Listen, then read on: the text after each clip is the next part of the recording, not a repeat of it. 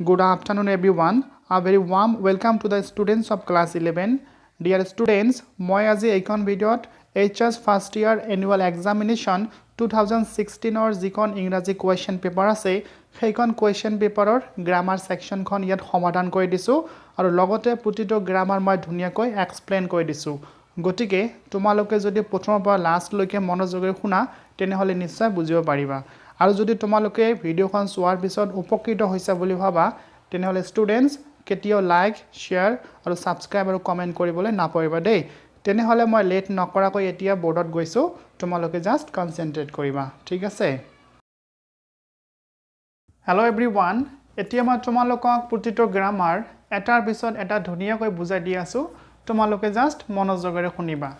মই প্ৰথমতে স্টাৰ্ট কৰিলোঁ ইয়াত দুটা কুৱেশ্যন দিয়া আছে আৰু এই দুটা হ'ল ডিটাৰমিনাৰ্ছ তো ষ্টুডেণ্টছ বিফৰ ষ্টাৰ্টিং দিছ এইখিনি ষ্টাৰ্ট কৰাৰ আগতে মই তোমালোকক জনাই দিওঁ যে যদি তোমালোকৰ ডিটাৰমিনাৰ্ছৰ বিষয়ে কোনো ধৰণৰ ডাউট আছে তেনেহ'লে এই ভিডিঅ'টোৰ ডিছক্ৰিপশ্যনত মই ডিটাৰমিনাৰ্ছৰ লিংকটো দি দিম তোমালোকে চাই ল'ব পাৰিবা ঠিক আছে এতিয়া মই ষ্টাৰ্ট কৰিলোঁ প্ৰথম কুৱেশ্যনটো ইয়াত লিখা আছে we have very dash information দুটা অপশ্যন দিয়া আছে এটা হ'ল few আনটো হ'ল little তোমালোকে হয়তো নিশ্চয় জানা few আৰু littleৰ মিনিংখিনি হ'ল যে দুটাই প্ৰায় নথকা বা প্ৰায় নাইৰ ক্ষেত্ৰতহে ব্যৱহাৰ কৰা হয় কিন্তু সিহঁতৰ মাজত পাৰ্থক্য এইখিনিয়ে যে few শব্দটো সদায় কাউন্টেবল নাউনৰ সন্মুখত ব্যৱহাৰ কৰা হয় এণ্ড লিটিল সদায় আনকাউন্টেবল নাউনৰ সন্মুখত ব্যৱহাৰ কৰা হয় গতিকে ষ্টুডেণ্ট তোমালোকে দেখিবা ডেশৰ পিছত যিটো নাউন দিয়া আছে সেইটো কাউন্টেবল নাউন নে আনকাউন্টেবল গতিকে আমি এইটো কুৱেশ্যনত দেখিলোঁ ডেশৰ পিছত ইনফৰমেশ্যন নাউনটো দিয়া আছে আৰু ইনফৰমেশ্যন নাউনটো আনকাউন্টেবল হয় আৰু আনকাউন্টেবল হোৱাৰ বাবেহে আমি ইয়াত লিটিল ইউজ কৰিম few নকৰিম I hope you understood it তেনেহ'লে আমি ইয়াত কি লিখিম little so the right answer is that we have very little information এতিয়া মই next question লৈ আগুৱাই গৈছোঁ ইয়াত লিখা আছে do you have dash question এতিয়া দুটা অপশ্যন দিয়া আছে এটা হ'ল some আনটো হ'ল any শব্দটোৰ মিনিং হৈছে কোনো বা যিকোনো আৰু some means কিছুমান বা কিছু সংখ্যক বা কিছু পৰিমাণৰ এতিয়া আমি কুৱেশ্যনৰ মিনিংখিনি আগত পঢ়ি ল'ম তাৰ পিছত শুদ্ধ যেটো হ'ব সেইটো আমি ইয়াত ব্যৱহাৰ কৰিম ওকে কুৱেশ্যনৰ মিনিংখিনি হ'ল do you have dash question that means তোমাৰ আৰু কোনো প্ৰশ্ন সুধিব লগা আছে নেকি তো কোনো কুৱেশ্যন তো কোনো শব্দৰ কাৰণে আমি কি ইউজ কৰিম ইয়াত any ইউজ কৰিম some ইউজ নকৰিম তো শুদ্ধ আনসাৰটো এনেকুৱা হ'ব do you have any question so this is the correct answer এতিয়া মই next question লৈ আগুৱাই গৈছোঁ ইয়াত দুটা question দিয়া আছে এই দুটা হ'ল correct tense that means correction of verb form okay আমি প্ৰথমত পঢ়িলাম মিনিংখিনি বুজিলাম তাৰ পিছতে সমাধান কৰিম এতিয়া দেখা ইয়াত লিখা আছে English speak all over the world তো দেখা ইয়াত মিনিংখিনি এনেকুৱা হৈছে ইংলিছ স্পিক ইংলিছে কয় ইংলিছে তো কথা ক'ব নোৱাৰে তো ইংলিছ এটা ল্যাঙ্গুৱেজ হয় তো ইয়াত কি বুজাইছে ইংলিছ ল্যাঙ্গুৱেজটো কোৱা হয় দ্যাট মিন্স আমি ইয়াত কি বুজা পালো যেটো ইংলিছ সাবজেক্ট আছে সেইটো পেসিভ সাবজেক্ট হয় আৰু সাবজেক্ট যদি পেসিভ হয় সাবজেক্ট যদি নিজে নিজে কৰ্ম কৰিব নোৱাৰে তেনেহলে সেই সেন্টেন্সটোক পেসিভ ভয়েস বুলি কোৱা হয় তো এই সেন্টেন্সটো সাধাৰণতে পেসিভ ভয়েসত দিয়া আছে এতিয়া আমালোকক শুদ্ধকৈ গঠনটো দিব লাগে ওকে তো শুদ্ধকৈ লিখিবলৈ হলে আমালোকক প্ৰথমত পেসিভ ভয়েসৰ যেটো গঠন সেইটো জনা থাকিব লাগিব তো প্ৰথমত আমালোকক সাবজেক্টৰ প্ৰয়োজন হয় আৰু কুৱেশ্যনটো সাবজেক্ট দি আছে ইংলিছ গতিকে আমি ইংলিছটো আগত লিখি লম ওকে এতিয়া সাবজেক্ট লিখাৰ পিছত সাধাৰণতে আমালোকক হেল্পিং ভাৰ্বৰ প্ৰয়োজন হয় according to the tense form আৰু এইটো হ'ল এটা সিম্পল সেন্টেন্স গোটেই বিষয়তেই ইংৰাজী কোৱা হয় তো প্ৰেজেন্ট ইনডিফিনিট টেন্স হয় আৰু প্ৰেজেন্ট ইনডিফিনিট টেন্স হোৱাৰ কাৰণে আমি সাবজেক্টৰ পিছত am is are যিকোনো এটাই লিখিম কাৰণ প্ৰেজেন্ট ইনডিফিনিট টেন্সত am is are ৰ যিকোনো এটাহে ব্যৱহাৰ কৰা হয় তো ইয়াত সাবজেক্ট দি আছে ইংলিছ আৰু ইংলিছৰ লগত কি ব্যৱহাৰ হ'ব ইয়াত is তো ইংলিছ is তাৰ পিছত আমালোকক ভাৰ্বৰ থাৰ্ড ফৰ্মৰ প্ৰয়োজন হয় পেসিভ ভয়েসত তো ভাবটো দিয়া আছে স্পিক আৰু এটো থাৰ্ড ফৰ্ম হ'ব স্পোকেন এটো থাৰ্ড ফৰ্ম লিখি দিলো মই আৰু বাকি যিখিনি আছে গোটেইখিনি লিখিলে হৈ গল তো শুদ্ধ আনসাৰটো হল English is spoken all over the world student তোমালোকে এটো ভালদৰে পঢ়ি লবা কাৰণ এটো কোৱেশ্চন খুব ইম্পৰ্টেন্ট হয় কেতিয়াবা কোৱেশ্চনটো পৰীক্ষাত অহা দেখা যায় ওকে এতিয়া মই বি কোৱেশ্চন লৈ আগুৱাই গৈছো ইয়ে লিখা আছে if it rain we will not go student দেখা ইয়াত দুটা ক্লজ দিয়া আছে এটো হল if clause এটো হল main clause আৰু এটো হল conditional correct tense তো conditional correct tense ৰ তিনিটা ভাগ আছে এটো হল open condition সাধাৰণতে দুটা টেন্সৰ হ'ব পাৰে এটা টেন্স এনেকুৱা থাকে সিম্পল প্ৰেজেন্টৰ হয় আৰু আনটো হয় সিম্পল ফিউচাৰ টেন্সৰ আৰু যদি দুটা ক্লজে সাইন্টিফিক ট্ৰুথ বা ইউনিভাৰ্সাল ট্ৰুথ হয় তেনেহলে দুটা সেন্টেন্সে সিম্পল প্ৰেজেন্ট টেন্সতে হয় মনত ৰাখিবা তো এতিয়া দেখা ইয়াত কোনো ধৰণৰ ট্ৰুথ নাই দ্যাট মিন্স সাইন্টিফিক ট্ৰুথ বা ইউনিভাৰ্সাল ট্ৰুথ নহয় তেনেহলে আমি কি টেন্সত কৰিম এটা থাকিব লাগিব সিম্পল প্ৰেজেন্ট টেন্স আনটো হ'ব সিম্পল ফিউচাৰ টেন্স তো আমালোকক ইয়াত কাৰেকচন কৰিব লাগিব তেনেহলে আমি প্ৰথমত এই কোৱেশ্চনৰ টেন্সটো দেখি লম এটো ক্লজৰ তো এই ক্লজৰ টেন্সটো হল ফিউচাৰ ইনডিফিনিট টেন্সত লিখা আছে দ্যাট মিন্স ফিউচাৰ ইনডিফিনিট টেন্সত লিখা আছে তেনেহলে আনটো কিয় হ'ব সিম্পল প্ৰেজেন্ট টেন্সত হ'ব ওকে তেনেহলে if ক্লজটো আমি সিম্পল প্ৰেজেন্ট টেন্সত লিখিম আৰু তোমালোকে হয়তো নিশ্চয় জানা প্ৰেজেন্ট ইনডিফিনিট বা সিম্পল প্ৰেজেন্ট টেন্সত লিখিবলৈ হলে আমালোকক ভাবটো সদায় v1 ফৰ্ম নহলে v5 ফৰ্মত লিখিব লাগিব ওকে তো ভাবটো দি আছে rain এতিয়া দেখা সাবজেক্টটো কি আছে তোমালোকে প্ৰথমে যিখিনি আছে লিখি লবা if লিখিলো তাৰ পিছত সাবজেক্ট দি আছে it আমি it লিখিলো ওকে it হল আমালোকৰ থাৰ্ড পাৰসন সিঙ্গুলাৰ নাম্বাৰ আৰু যদি সাবজেক্টটো থাৰ্ড পাৰসন সিঙ্গুলাৰ নাম্বাৰ হয় তেনেহলে ভাৰ্বৰ লগত সদায় s নহলে yes যোগ দিব লাগে হেতু আমি v5 ফর্ম বুলি কও তো এটো কি হ'ব ইয়াত rains হ'ব তো if it rains আৰু বাকি যিখিনি আছে গোটেইখিনি লিখিলে হৈ গল so this is also important question for your examination okay student এতিয়া মই question number 3 লৈ আগুৱাই গৈছো ইয়াত দিয়া আছে we that means ইয়াত দিয়া আছে মডাল হেল্পিং ভাৰ্বৰ খালি ঠাই দি পূৰণ কৰিব লাগিব তো we dash love our country ইয়াত কি মডাল হেল্পিং ভাৰ্ব ইউজ কৰিব লাগিব মডাল হেল্পিং ভাৰ্ব তোমালোকে হয়তো নিশ্চয় জানা যেনেকুৱা may might shall should will would এইবোৰ হয় তো ইয়াত দেখা we dash love our country that means ইয়াত কোৱা আছে আমি আমাৰ দেশক ভাল পোৱা উচিত এটো আমালোকৰ moral duty হয় নৈতিক কৰ্তব্য হয় তো moral duty ক্ষেত্ৰত নৈতিক কৰ্তব্যৰ ক্ষেত্ৰত আমি সদায় এটা মডাল হেল্পিং ভাৰ্ব ইউজ কৰো হেতু হল should এ তেনেকুৱা ধৰণৰ ভাব প্ৰকাশ কৰিব পাৰে গতিকে এই সেন্টেন্সটোত আমি শুদ্ধ আনসাৰটো লিখিম should we should love our country that means আমি আমাৰ দেশক ভাল পোৱা উচিত কাৰণ এটো আমালোকৰ নিজৰ এটাকৈ কৰ্তব্য বা দায়িত্ব তো নিজৰ কৰ্তব্য বা মৰাল দায়িত্ব থাকিলে সেই ক্ষেত্ৰত আমি সদায় should ইউজ কৰিম বেলেগ ইউজ নকৰিম I hope you understood it okay এতিয়া মই বি লৈ আগুৱাই গৈছো ইয়া লিখা আছে I dash pay my loan তো ইয়াত কোৱা হৈছে যে মই মোৰ লোনখিনি ঋণখিনি দিবই লাগিব তো ইয়াত কম্পালসন that means বাধ্যতা বুজাইছে যে লোনৰ যিখিনি পইচা বা টকা হেখিনি দিবই লাগিব এটো বাধ্যতামূলক হয় এটো নিদিয়াকৈ থাকিব নোৱাৰিম তো দেখা যদি সেন্টেন্সটোত বাধ্যতামূলক ভাবখিনি প্ৰকাশ পায় তেনেহলে আমি সদায় সেই ক্ষেত্ৰত must ইউজ কৰিম must এইবোৰ মনত ৰাখিবা তেনেহলে শুদ্ধ আনসাৰটো হ'ব I must pay my loan কাৰণ এইখিনি তো পে কৰিব লাগিব 100% হয় আৰু 100% বাধ্যতামূলক হলে আমি must ইউজ কৰো তেনেহলে the right answer is that I must pay my loan this is the right answer okay question number 4 ইয়াত দিয়া আছে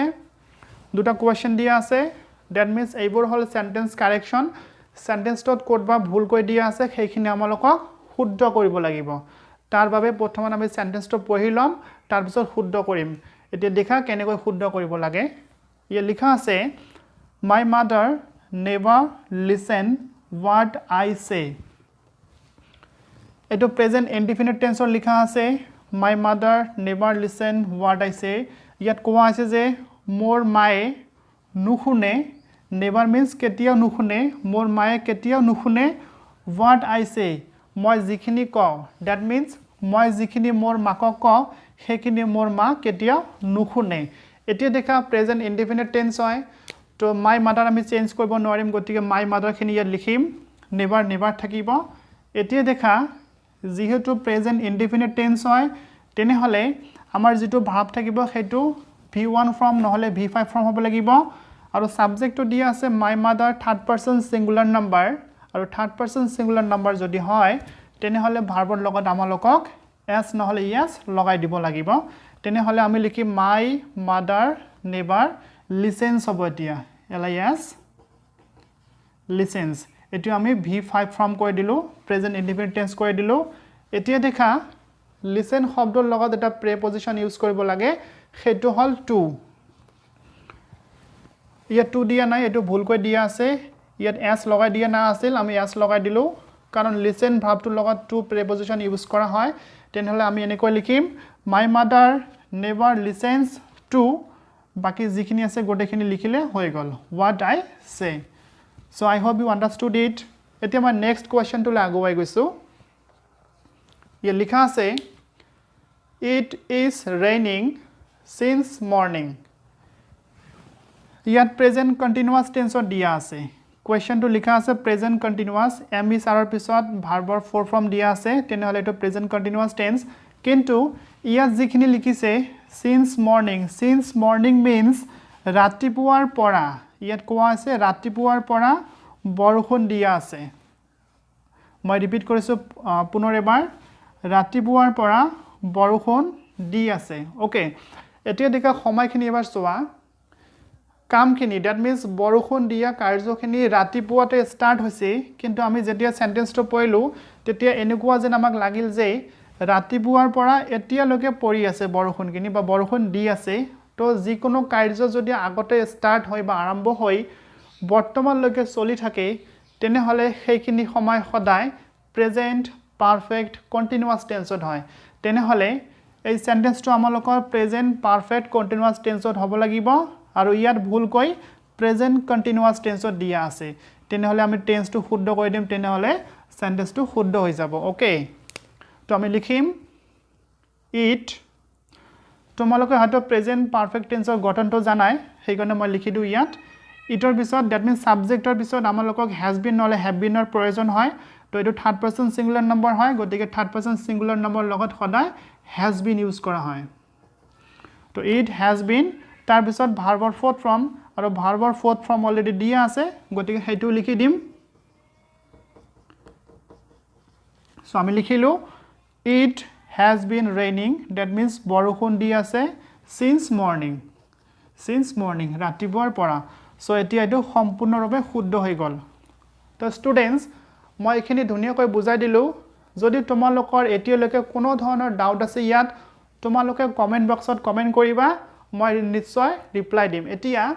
ইয়াৰ পিছত যিখিনি কোৱেশ্চন আছে যিখিনি গ্ৰামাৰ আছে মই সেইখিনি এতিয়া সমাধান কৰিবলৈ গৈ আছো তোমালোকে জাস্ট কনসেন্ট্ৰেট কৰিবা ঠিক আছে এতিয়া মই নেক্সট কোৱেশ্চনলৈ আগুৱাই গৈছো কোৱেশ্চন নম্বৰ 5 ইয়াত এটা নেৰেশন দিয়া আছে আৰু নেৰেশনত দুটাকৈ শব্দ ওয়ার্ড ইয়াত দিয়া আছে যেটো শুদ্ধ হ'ব সেইটো লিখিব লাগিব মই পঢ়ি পেলাই তোমালোকক বুজাই দি আছো প্ৰথমে এনেকৈ লিখিছে I said to him that means মই তেওঁক কৈছিলো তাৰ পিছত দুটা ওয়াৰ্ড দিয়া আছে what আৰু when তো ইয়াৰ ভিতৰত যিকোনো এটাই শুদ্ধ হ'ব শুদ্ধটো আমালোকক লিখিব লাগিব তাৰ আগত তোমালোকে বাকি যিখিনি অংশ আছে এই সেন্টেন্সটোৰ সেইখিনি তোমালোকে পঢ়ি বুজি লবা মই পঢ়ি দি আছো ইয়াত লিখা আছে are you doing now that means তুমি এতিয়া কৰি আছা এটো ইন্টাৰগেটিভত লিখা আছে যাৰ বাবে আটো প্ৰথমত আহিছে তো মিনিংখিনি হল তুমি এতিয়া কৰি আছা আৰু ইয়াত what means কি আৰু when means কেতিয়া যদি আমি ইয়াত কেতিয়া লগাই দিও তেনেহলে মিনিংখিনি এনেকুৱা হ'ব তুমি এতিয়া কেতিয়া কৰি আছা তো this is not the right sentence এতিয়া আমি what লগাই দিও what are you doing now তুমি এতিয়া কি কৰি আছা সো এতিয়া তোমালোকে হয়তো নিশ্চয় বুজিব পাৰিছা যে ইয়াত when নহব ইয়াত what হ'ব গতিকে তোমালোকে যেতিয়া আনসাৰটো লিখিবা তেতিয়া এনেকৈ লিখিবা প্ৰথমত I said to him তাৰ পিছত what লিখিবা when লিখিবা যে what are you doing now তোমালোকে হয়তো নিশ্চয় বুজিব পাৰিছা এতিয়া পিছৰখিনি আমি চাম ইয়াত লিখা আছে he replied তেতিয়া তেখেত ৰিপ্লাই দিছিল এনেকৈ যে I am মই এতিয়া writing যে মই লিখি আছো a few essays that means মই এতিয়া কেইখনমান ৰচনা লিখি আছো as part of my preparation for the examination preparing means প্ৰস্তুতিকৰণ আৰু preparation means only প্ৰস্তুতি okay এতিয়া ইয়াত কোৱা আছে যে মই পৰীক্ষাৰ বাবে কেইখনমান এছেৰ প্ৰস্তুতি কৰি আছো that means প্ৰস্তুতি লৈ আছো প্ৰস্তুতি লোৱাৰ কথা কৰি আছে কোৱা আছে ইয়াত প্ৰিপেয়াৰিং ৰ কথা কোৱা হোৱা নাই গতিকে সেন্টেন্সটোৰ মিনিং অনুসৰি আমি ইয়াত নাউনটো লিখিম প্ৰিপাৰেচন ইয়াত প্ৰিপেয়াৰিং নহব এটো তোমালোকে নিশ্চয় বুজিব পাৰিছা তো তেনেলে শুদ্ধ আনসাৰটো হ'ব ইয়াত প্ৰিপাৰেচন আৰু ইয়াত হ'ব what ওকে এতিয়া মই পিছৰ কোৱেশ্চনলৈ আগুৱাই গৈছো এটো এটা ডিগ্ৰী দিয়া আছে আৰু ব্ৰেকেটত লিখা আছে কম্পাৰেটিভ ডিগ্ৰীলৈ চেঞ্জ কৰিব লাগিব আৰু এটো সুপাৰলেটিভ ডিগ্ৰী হয় এতিয়া সুপাৰলেটিভ ডিগ্ৰীৰ পৰা কেনেকৈ কম্পাৰেটিভলৈ চেঞ্জ কৰিব পাৰি মই তোমালোকক কৰি দেখুৱাই দি আছো ওকে এটো কম্পাৰেটিভ ডিগ্ৰী হ'ব তো কোৱেশ্চনটো লিখা আছে she is the most intelligent girl in the class তোমালোকে কেনেকৈ বুজিব পাৰিবা এটো কম্পাৰেটিভ ডিগ্ৰী হয় ইয়াত most intelligent আছে adjective to intelligent ৰ সন্মুখত most দিয়া আছে গতিকে সুপাৰলেটিভ ডিগ্ৰীত সদায় most important বা most শব্দটো ব্যৱহাৰ কৰা হয় তো যিয়ে নহওক আমালোকক কম্পাৰেটিভ ডিগ্ৰীলৈ চেঞ্জ কৰিব লাগে এতিয়া কম্পাৰেটিভ ডিগ্ৰীলৈ চেঞ্জ কৰিবলৈ হলে আমালোকক প্ৰথমত সাবজেক্টৰ প্ৰয়োজন হয় আৰু ইকুৱেশনটোত অলৰেডি সাবজেক্টটো she দিয়া আছে গতিকে আমি she লিখি দিলো ইয়াত ওকে তাৰ পিছত আমালোকক ভাৰ্ব এটা লাগিব এটো ডিগ্ৰী যেটো ভাৰ্ব দিয়া আছে যেটো টেন্সৰ ভাৰ্ব ইউজ কৰা আছে সেই টেন্সৰ ভাৰ্বটো আমি ইয়াত ইউজ কৰিম তো ইয়াত আমাৰ ভাৰ্ব দিয়া আছে is প্ৰেজেন্ট টেন্সৰ তেনেহলে আমি ইয়াত is ইউজ কৰিম তো she is ওকে এতিয়া আমালোকক কম্পাৰেটিভ ডিগ্ৰী যেটো এডজেক্টিভ সেইটো ইয়াত লিখিব লাগিব তো ইয়াত এডজেক্টিভটো হল ইন্টেলিজেন্ট আৰু ইন্টেলিজেন্ট যেটো এটা সিলেবলতকৈ বেছি সিলেবল আছে সেই কাৰণে আমি এটোৰ সন্মুখত more লিখিম আৰু mostৰ কম্পাৰেটিভ more হয় তোমালোকে হয়তো নিশ্চয় জানা তেনেহলে more লিখিলো আমি ইয়াত more তাৰ পিছত তোমালোকে এডজেক্টিভ লিখি দিবা ইয়াত intelligent আমি লিখিলো she is more intelligent এতিয়া মনত ৰাখিবা যেতিয়া তোমালোকে এডজেক্টিভটো লিখিবা তাৰ পিছত then এটা শব্দ লিখি দিবা then t s a n she is more intelligent than লিখাৰ পিছত আমালোকক লাগিব any other বা all other তো আমি ইয়াত any other ইউজ কৰিলো any other এইবোৰ গঠন হয় তোমালোকে মনত ৰাখিবা any other ওকে এতিয়া ইয়াত কাৰ কথা কোৱা হৈছে কোৱেশ্চনটো দেখা she is the most intelligent girl তো ইয়াত তাই আৰু বাকি ছোৱালীবোৰৰ বিষয়ে কথা কোৱা আছে তেনেহলে আমি এনেকৈ লিখিম she is more intelligent than any other কি হ'ব girl বাকিবোৰ ছোৱালীতকৈ তাইয়ে বেছি ইন্টেলিজেন্ট সো ইয়াত হ'ব any other girl g i r okay লিখিলো আৰু বাকি যিখিনি থাকিল ইন দি ক্লাস তোমালোকে ইন দি ক্লাস ইয়াত লিখি দিবা শুদ্ধ হৈ গল এতিয়া এটা কথা হল যদি তোমালোকে ইয়াত all other ব্যৱহাৰ কৰা all other তেনেহলে এটো নাউন প্লুৰাল নম্বৰ হ'ব তেতিয়া হ'ব girls আৰু যদি তোমালোকে any other ইউজ কৰা তেনেহলে সিঙ্গুলাৰ নম্বৰ হ'ব girl তো আই হোপ ইউ আন্ডাৰস্টুড ইট যদি তোমালোকে ডিগ্ৰী ভালদৰে না জানা তেনেহলে ভিডিওটো ডেসক্ৰিপচনত যাবা মই ডিগ্ৰী লিংকটো দি দিম তোমালোকে চাই লবা ওকে এটা নেক্সট এটা সেন্টেন্স দিয়া আছে আৰু এটো কৰিবলৈ দিছে আমালোকক সিম্পল সেন্টেন্স বনাবলৈ দিছে দ্যাট মিন্স এটো এটা কমপ্লেক্স সেন্টেন্স হয় কমপ্লেক্স সেন্টেন্সটো সিম্পল বনাবলৈ দিছে তেনেহলে তোমালোকে আকৌ সেন্টেন্সটো পঢ়ি লবা মই কৰি দেখুৱাই দি আছো ইয়াত লিখা আছে he knows that means তেখেত জানে কি জানে what my name that means মোৰ নাম কি he knows what my name is